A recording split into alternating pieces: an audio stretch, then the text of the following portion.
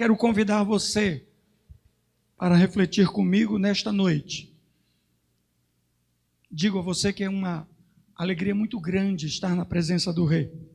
Saber que Ele está direcionando os nossos passos. Saber que a nossa vida é realmente, além de ser um presente, mas é um grande desafio. A nossa vida é um grande desafio. Eu quero chamar a sua atenção para o texto que vou tratar agora, no livro de Efésios, no capítulo 6. No livro de Efésios, no capítulo 6, diz o texto lá no versículo 18: orem no Espírito em todas as coisas, orem no Espírito em todas as ocasiões, com toda oração e súplica, tendo isto em mente. Estejam atentos e perseverem na oração por todos os santos. É o versículo 18, no livro de Efésios, no capítulo 6, versículo 18. O tema que vou tratar esta noite é batalha espiritual.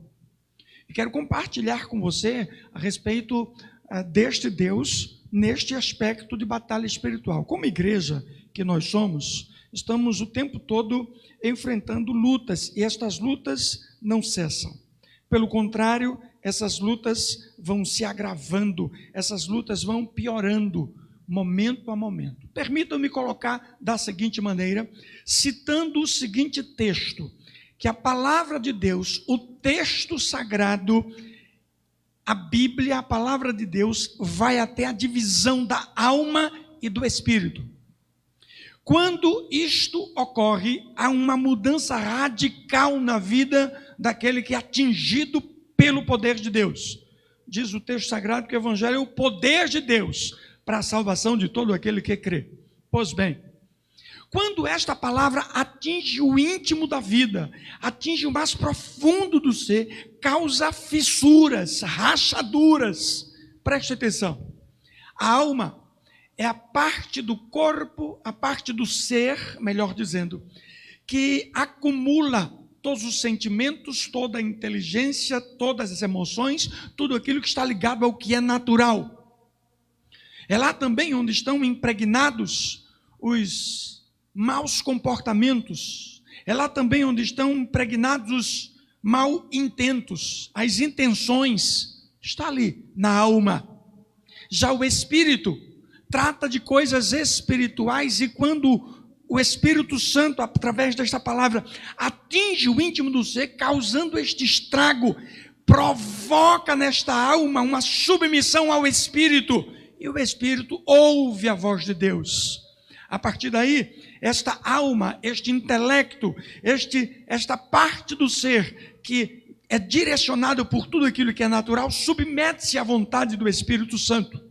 Existe uma guerra íntima dentro do próprio ser, que faz parte da batalha espiritual entre o velho homem e o novo homem. Este velho homem tem a tendência de querer trazer de volta aquilo que está guardado, escondido no profundo do ser, muitas vezes, equivocadamente guardado por aqueles que se convertem.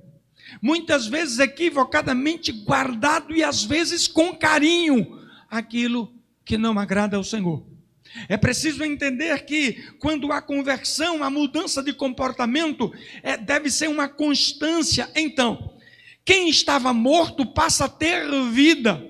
Quem estava morto passa a ter vida abundante. E no Rei da Glória, diante do Senhor eterno, não há espaço para o pecado. Diante do Senhor eterno, não há espaço para deslizes. Há três grandes inimigos. O diabo, o mundo e o velho homem. Contra estes três grandes inimigos, o cristão é revestido de uma autoridade que pode lhe dar condições de travar estas batalhas. Entendamos que o inimigo de Deus, acima de tudo, ele é nosso inimigo porque nós servimos a Deus. Quando alguém abandona este Deus, o inimigo se torna amigo. Quando alguém abandona este Deus, o inimigo se torna amigo. Aliás, para se tornar amigo, Ele até oferece benécias, ele até oferece coisas boas, riqueza, glória, fama, dinheiro. Ele até oferece presentes. Estava outro dia vendo o testemunho de um jovem que iniciou, ainda muito garoto, na igreja, louvando, engrandecendo o nome do Senhor, mas conheceu e ficou deslumbrado com o mundo secular da música e começa a andar por essa trajetória. E ali começa a ter relações com pessoas que já estão no fundo do poço, por causa da sua aproximação ao ponto de praticar as mesmas coisas no que diz respeito à bebida e drogas.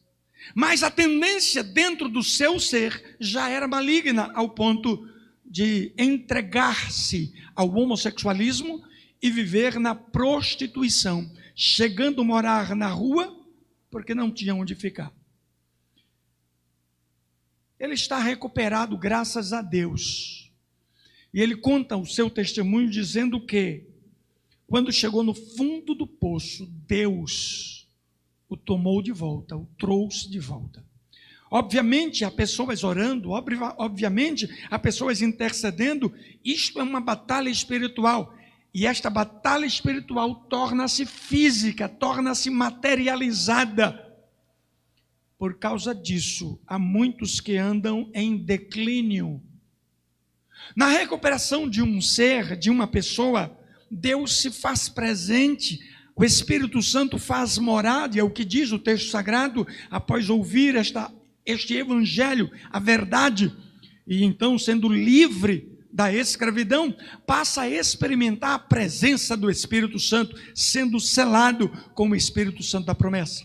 Agora a vida passa a ser diferente, as mesmas práticas lá do passado são abandonadas, e a alma, que guarda a memória afetiva, a vida pregressa, vez ou outra tem a tendência de querer puxar o homem naquela direção, se esta não estiver submissa ao Espírito, que tendo sido alcançado pela graça de Deus, o ser humano passa a viver em obediência ao Senhor da glória. É preciso entender que para vencer a batalha espiritual, é preciso travar as batalhas nos três níveis contra o inimigo. Precisamos resistir, e diz a palavra, resistir ao diabo e ele fugirá de vós. Há muitas pessoas que não resistem a uma pequena tentação. Há muitas pessoas que nem se preocupam em estar prontos para a guerra. O inimigo sabe tanto disso que basta apenas um leve toque, basta apenas um sussurrar no ouvido, basta apenas uma pequena agulhada para que este ou aquele caia na tentação. Mas também há o mundo e tudo que o mundo oferece, que parte disto tudo parece ser bom, mas o que está em Cristo não se conforma com o mundo do jeito que ele está. O que está em Cristo não compactua com a proposta que o mundo oferece. Não entra em conchavos, não vai na onda do que é que tem, todo mundo faz. Não cai na armadilha do ninguém está vendo. Não se mete na confusão pensando assim, eu sou dono da minha própria vida. Quem está em Cristo é nova criatura.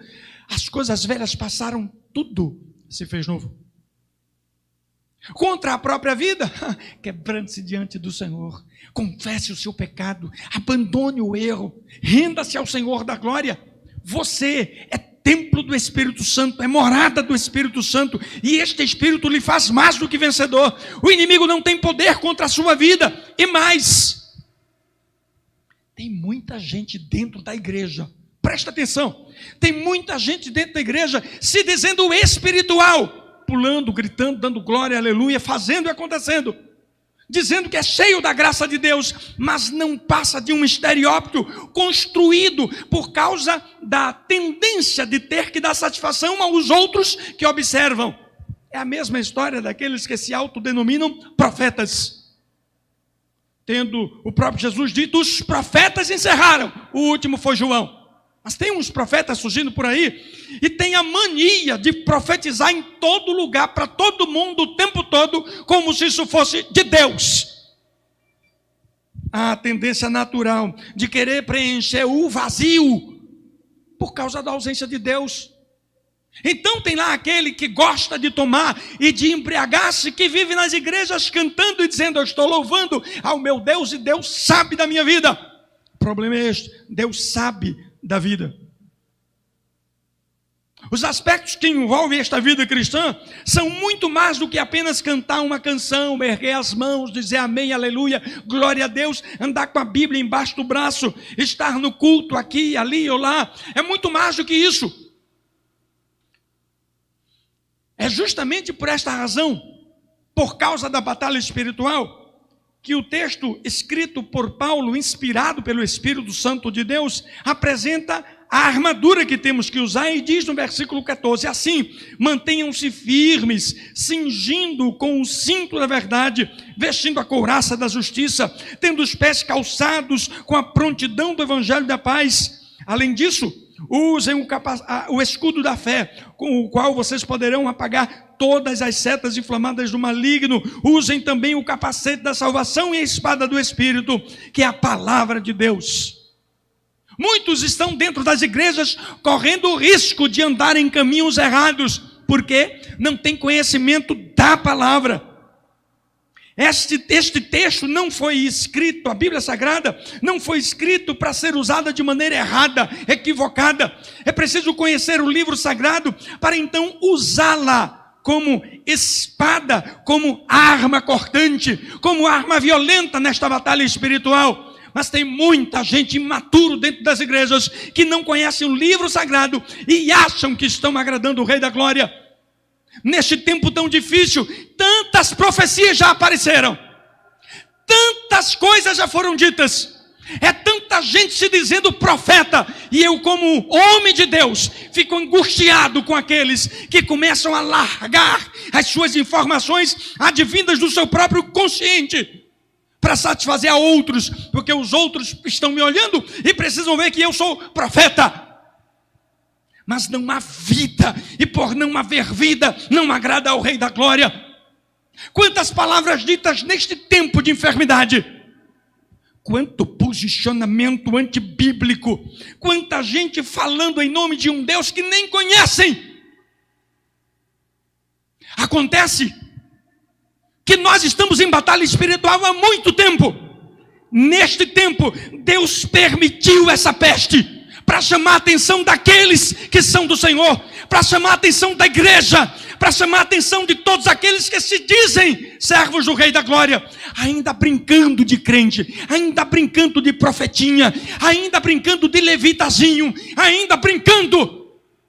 Com esse Deus não se brinca, porque o inimigo, mesmo depois que você se rende ao Senhor, aí é que ele parte para cima, aí é que ele age com mais violência, porque ele fica irritado, fica irado. Mas quem está em Cristo tem um escudo chamado fé. Nenhuma seta do maligno toca a sua vida, porque este escudo apaga todas as setas inflamadas do maligno. O inimigo não nos toca, porque nós somos do Senhor, e não é brincadeira. Vamos adoecer, normal, somos humanos. Vamos ficar chateados, com raiva, bem-humorados, somos humanos. Vamos sentir emoções, como dizem alguns, vamos nos arrepiar. Mas tudo isso faz parte da essência do corpo natural. Nós somos tridimensionais, corpo, alma e espírito. No corpo, que é só uma casca, que por conta das tensões nervosas explodem a partir de sentimentos que a mente captam. Toda vez que alguém se emociona e chora, isto passa por um processo. Não é apenas olhar, bater, chorar. Existem nervos, existe pele, existe pelo, existe tudo aquilo que envolve, que está tudo interligado. Aliás, a mente humana é um verdadeiro computador enraizado, é cheio de ramificações. E tudo revela alguma coisa. Basta pensar na língua. A língua, ao mesmo tempo, em várias camadas diferentes, percebe o que é azedo, o que é doce, o que é aguado, o que é apimentado. Percebe os sabores. E esta enfermidade infeliz começou a tirar esse presente de muitos que não sentem paladar. Isso é batalha espiritual. Isto é batalha espiritual, sim. Que tomou forma física, veio ao natural, e os homens não acham nem explicação, nem saída, nem solução, porque a solução está em Cristo Jesus. Quando nós clamarmos, Deus nos ouvirá. Mas acontece que tem muita gente nessa história de clamar, fazendo briguinha com placa de igreja, desta, daquela outra. Existe muita gente com essa história de clamar, fazendo partidarismo. Eu sou de Paulo, eu sou de Pedro, eu sou de João, eu sou de Tiago, eu sou de apóstolo. Não, nós somos do Senhor da glória. Nós somos do Senhor da glória. Deus não, sabe, o Senhor Deus não é um deusinho para ficar mandando recadinho para fulano, para beltrano, para cicrano. Ele é Deus de coisas grandiosas. Muito cuidado com o que você escuta por aí. Porque tem muita gente que não sabe nada de Bíblia, não conhece o texto sagrado, não tem relação com este Deus. Pelo contrário, vivem uma religiosidade fanática, não sabem o que é intimidade com Deus. Oram.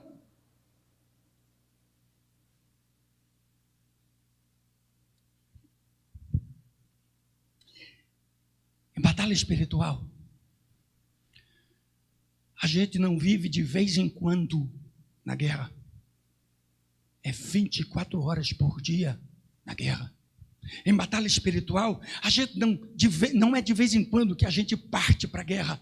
A gente não desembanha a espada em alguns momentos. A gente vive pronto. É muita gente, digo isso para você, querida e amada igreja, é muita gente brincando de ser crente.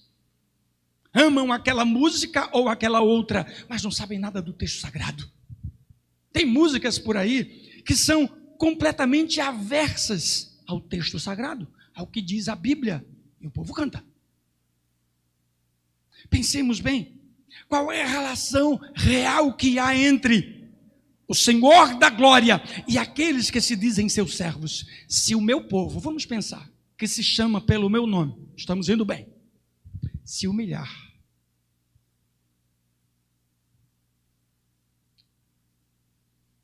a primeira questão é humilhar-se diante de Deus.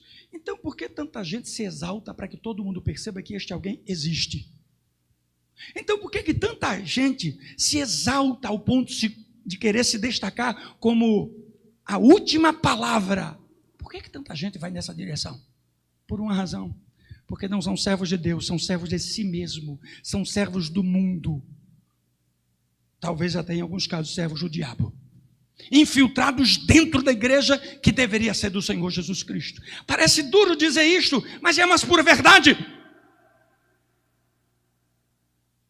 Para tentar satisfazer o Deus do eu, este alguém então tem que provar para todo mundo que ele é o melhor, que ele faz, que ele sempre tem uma palavra, que ele sempre tem o que dizer, que ele sempre tem uma profecia, e tem que profetizar para 50 pessoas todos os dias, em cada encontro. Eu acho tão estranho, eu vejo tanta falta de verdade nesta história, porque em batalha espiritual a gente não brinca com essas coisas. Não brinca. Quem expulsa o demônio não é você, é Deus. Quem expulsa o demônio não é você. Eu vejo tanto crente batendo o peito, batendo a mão no peito, dizendo que eu sou cheio da graça, que eu sou cheio disso. Tem palavra para todo mundo. Sabe como é a história? Profetiza para todo mundo, mas na hora que alguém fica endemoniado, sai correndo. Sabe por quê? Porque não tem vida diante do altar. Não tem vida, não existe essência, é só brincadeira de crente. Normalmente, esse tipo de pessoa tem a necessidade de satisfazer a si, porque se vê como profeta. Repito, O tempo dos profetas encerrou com João Batista. Depois de lá, nós somos servos. E como servos, Deus nos usa para a sua glória. Aqueles que se autodenominam profetas, digo isto sem medo nenhum do que eu estou falando. Nenhum. Os que se autodenominam profeta estão cometendo um erro gravíssimo diante de Deus. Hoje, os profetas são os que proferem a palavra, os que anunciam, os que pregam. Estes são os profetas deste século. Mas aqueles que ficam balbuciando palavras já decoradas há muito tempo e tentando passar informações e às vezes até de adivinhações para todo mundo, essas pessoas estão em pecado, porque estão se colocando no patamar que não deveriam estar. Deus não se agrada disso. Pode ser dura essa palavra, mas satisfazer o próprio ego faz parte. Sabe por quê? Porque este é o terceiro nível de batalha. O meu velho homem.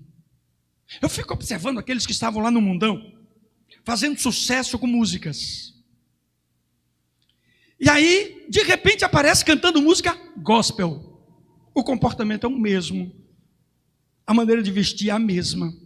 O estereótipo não acompanha a mudança que aconteceu lá no Radical. Sabe aquela história que eu falei aqui? Até a divisão da alma e do espírito. O que é alma, o que guarda o intelecto, o que guarda as emoções afetivas da vida pregressa, vai fazer com que esse alguém diga assim: não, eu tenho que continuar me vestindo do mesmo jeito, raspando a minha cabeça do mesmo jeito, usando brinco, pince, tatuagem, não sei mais o que, aí eu vou fazer muito mais, porque Deus só quer o meu coração. Deus não é açougueiro.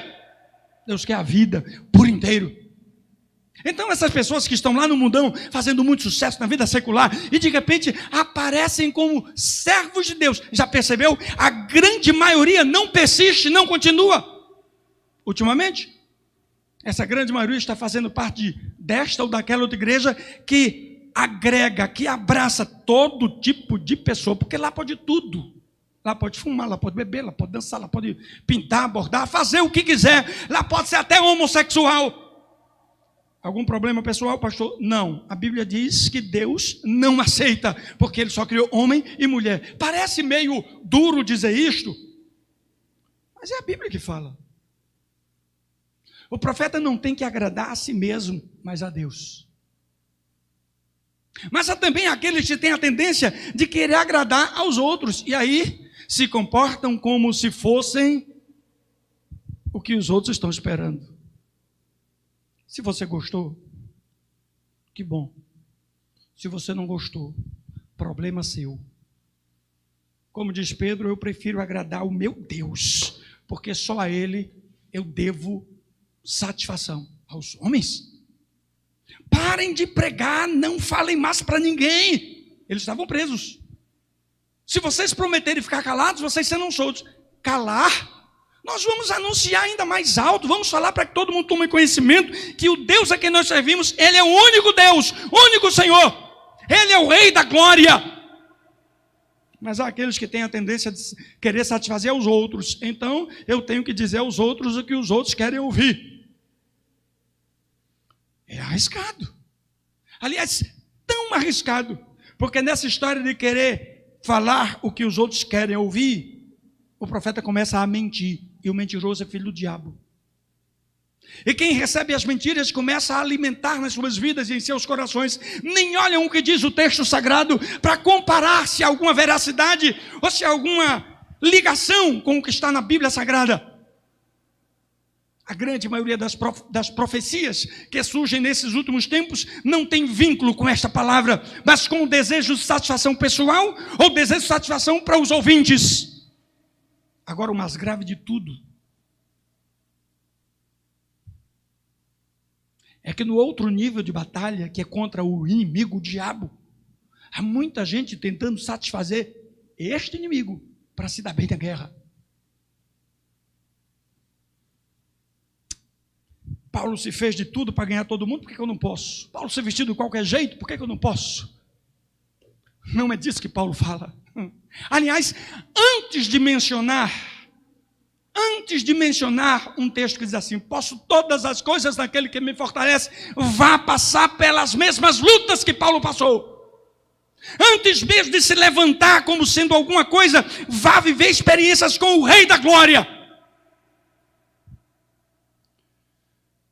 Jó, depois de uma experiência tremenda, ele disse: antes eu te conhecia só de ouvir falar, mas agora eu tenho experiências contigo.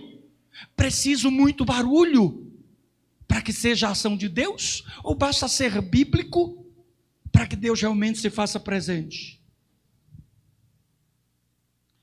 É muita palavra incompreensiva saída da boca de muita gente, se dizendo crente, profeta, levita, pastor, tem até apóstolo. Daqui a pouco vai ter Deus nessa história.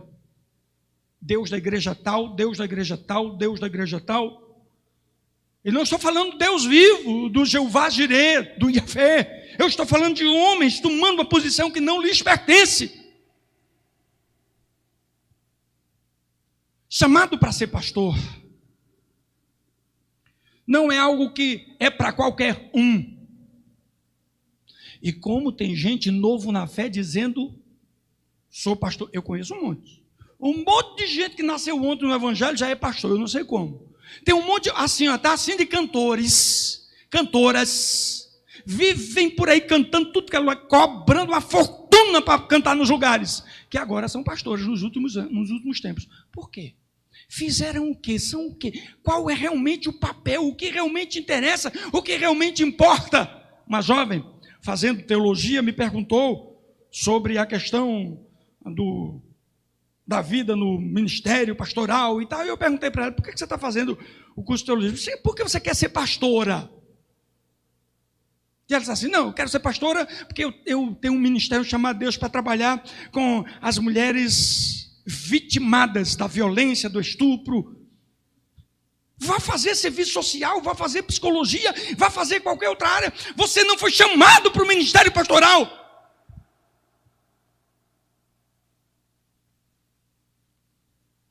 Um jovem me procura e diz: pastor, o que o senhor acha, pastor? Eu vou gravar um CD, eu sou cantor, eu sou isso. Eu digo: tá bom, querido, canta. Ele cantou, linda a voz dele, linda, cantando bem. Poxa, que coisa maravilhosa. Sentei para conversar com ele. Na sexta-feira tem a cervejinha que eu não posso perder. Pastor, eu não posso ver menina, sabe? Eu já vou logo me envolvendo. Sem falar nas festas, pastor, a turma me chama para cantar, eu vou cantar lá no... E outra, todo São João, eu estou lá cantando, pastor. O forrozinho, o pé de serra, legal, o pessoal gosta. Você não foi chamado para ser levita. Está fazendo o quê? A batalha espiritual, ela é constante. Contra o diabo, contra este mundo, contra as impressões deixadas pelo velho homem, que ainda está impregnada na vida de alguns. Parece que o mau cheiro exala, feito bode. Mas a ovelha deixa um cheiro suave e agradável. Essa batalha espiritual não se encerra depois da conversão, pelo contrário, ela realmente passa a existir na vida de cada um. E digo mais, todo aquele, sem exceção nenhuma, todo aquele que se converte, naquele primeiro momento, enfrenta batalhas seríssimas. Ao longo da jornada, tem gente aí que precisa aprender uma coisa. Existe uma diferença entre batalha espiritual e consequências. Batalha espiritual, só quem passa por batalha espiritual é quem está em Cristo. Só quem está em Cristo. Por quê? Porque está armado, está munido, está em oração, está em vida dedicada. E aquele que vive as consequências do próprio erro, isso não é batalha. Escolheu errado, está pisando errado, está fazendo errado. É tanta gente dizendo: estou apaixonado, vou me casar com fulaninho de tal. Quem é fulaninho de tal? Ele, pastor, ele é legal, ele fala gíria, ele usa um bocado de medalhão no pescoço pendurado, ele usa a cabeça raspada, quando nasce cabelo ele pinta de laranja, ele é lindo, pastor, cheio de tatuagem, de pinto, sei mais o que, ele é o bambambam da história, chega com aquele carrão, aquela moto, não sei das quantas lá, pastor, ele só vive com celular de última geração, ele é o cara. Ele faz o que? Trabalho, minha filha? Não, pastor, ele não faz nada. Como é que ele tem isso? Tirou de onde? Papai deu, foi? Mamãe deu, foi? Cuidado, não. Acha que entrar em qualquer relação é correto para o cristão? A luz e as trevas não se unem. Aí depois está pagando o preço, dizendo: Deus, me ajuda na minha batalha. É consequência. Batalha espiritual. Você não para nunca. O tempo todo armado até os dentes. o tempo todo pronto para a guerra. É tanta gente dentro da igreja vivendo o evangelho do mimimi. Reclama de tudo, fica bicudo por tudo, sabe? Acha ruim tudo, nada fica legal, mesmo que esteja tudo certo, que é muito difícil estar tudo certo, mas mesmo que esteja tudo certo, reclama. Sabe por quê? Porque é vazio da graça de Deus. Tem a necessidade de satisfazer ao seu próprio eu e aos outros, porque o velho homem quer ser reconhecido. Converta-se. O Senhor não deixou a sua palavra para que a gente brincasse com ela, pelo contrário, a sua palavra escrita é para que nós permaneçamos. O texto diz assim, no versículo 18, orem também por mim, versículo 18, orem no Espírito em todas as ocasiões, com toda oração e súplica. Tendo isto em mente, estejam atentos e perseverem na oração por todos os santos. Cuidado, o inimigo está à espreita ao derredor. Cuidado, tem muita gente que fica ao redor dizendo, fala que eu preciso ouvir. Cuidado, o velho homem ainda quer sair, ainda quer vir para fora. Não vá para a guerra em nome do rei, Zezinho, ou sei lá das quantas, como Saul pensou que Davi iria. Vá para a guerra em nome do Senhor dos Exércitos, e para ir à guerra em nome do Senhor dos Exércitos, você tem que estar vivendo aqui, e parar de meninice na igreja, porque chega, basta. Este tempo Deus nos chamou para conserto, este tempo Deus nos chamou para mudança, este tempo Deus nos chamou para conversão, este tempo Deus tem nos chamado para algo diferente, especial. Grande avivamento Deus tem derramado para aqueles que ouvem a voz do Senhor. E digo mais,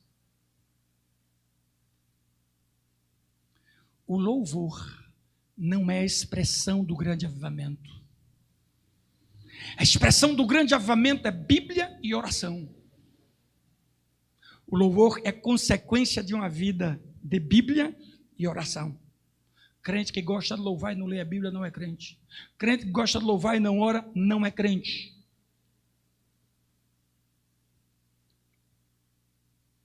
O mundo secular nos chama de todas as direções e formas, e a gente parece que no nosso meio, muita gente ainda não entendeu. Paulo diz assim, falando sobre a ceia, é por causa destas coisas que há muitos entre vós fracos e doentes. Paulo diz que há vários tipos de crente, e ele menciona o crente carnal, o crente menino, o crente espiritual. O seu corpo é templo do Espírito Santo. Este Espírito Santo comanda o seu espírito, e a sua alma, a sua consciência, as suas ideias, os seus pensamentos, as suas reflexões, os seus posicionamentos políticos, os seus posicionamentos familiares, o seu comportamento com finanças, estão submissas ao seu espírito. Se você não entendeu isto, precisa se converter de novo. Precisa se converter. Não é o louvor que identifica que você é servo de Deus. Canta esta ou aquela música, qualquer um canta. Compor esta ou aquela música, qualquer um compõe. Durante a batalha espiritual, que é diária, constante, você deve desagradar o seu velho homem. Ficou difícil agora? Desagradar o seu... O que é que o seu velho homem quer? Desagrade. Você deve desagradar o mundo. Vamos para o carnaval porque é para pregar o tempo todo. Desagradar o mundo. Estamos no mês de junho. Hora de botar a calça jeans, a camisa quadriculada, o chapéu de palha na cabeça. E em casa mesmo eu faço tudo que eu tenho que fazer porque é São João. Adoradores do inferno. Os de Cristo não se conformam com este mundo, mas são renovados pelo entendimento. Entendimento, clareza, Bíblia pura. Não é oba-oba de quem se diz profeta ou algo do tipo.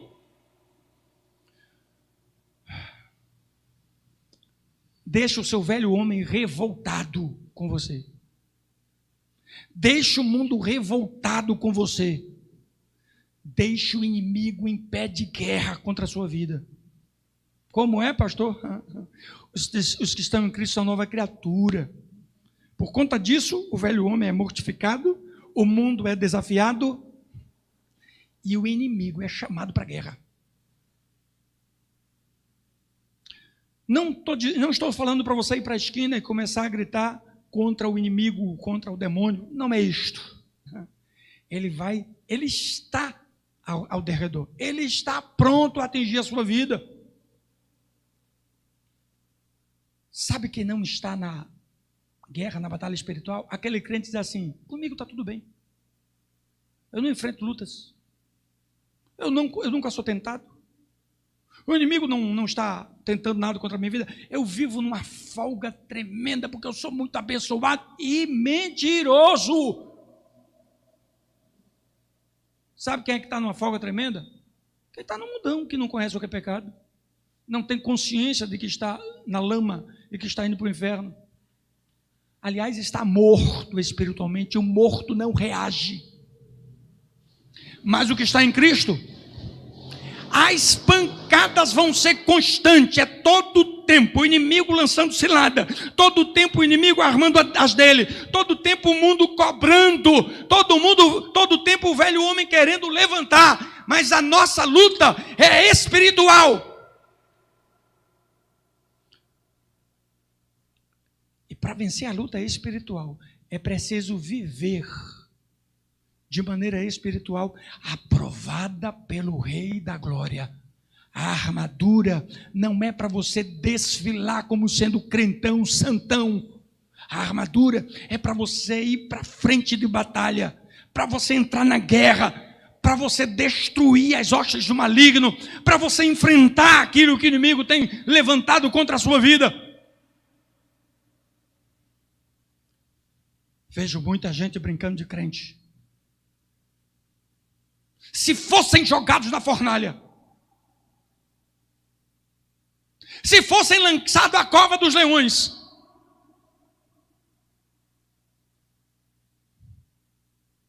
se ficasse diante de um grande mar vermelho,